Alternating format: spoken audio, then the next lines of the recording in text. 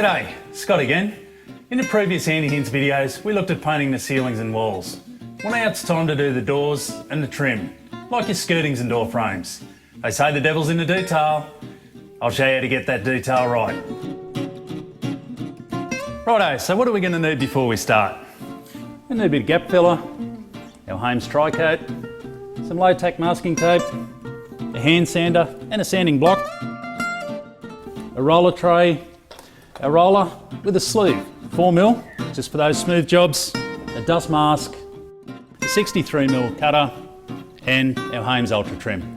To start off, remove any door furniture and make sure that the doors are clean and don't have any imperfections. If they do, patch, sand and spot prime, and then wipe off the mess with a lint-free cloth. Once the door's clean, you're ready to start painting. You need to tape along the edges and around the frame to protect the wall surfaces from paint.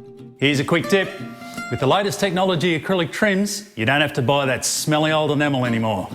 Holmes Ultra Trim, for example, has a very low odour, so there's no nasty fumes to keep you out of your home while it dries. And speaking of drying, the acrylic trim is quicker to dry, so you can get your second coat on sooner and the job's finished faster. Plus, with Holmes Ultra Trim, your brushes easily wash up in water.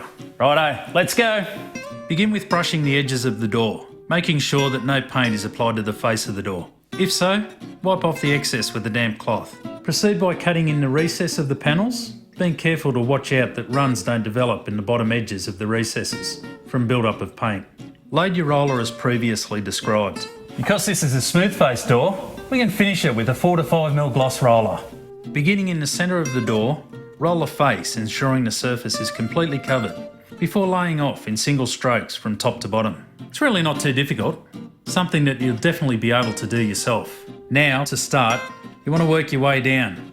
So begin painting with the top of the frame and work your way down the framework on both sides, finishing with the bottom sill. Finally, just to get that smooth consistency, remember to lay off each frame along the entire length.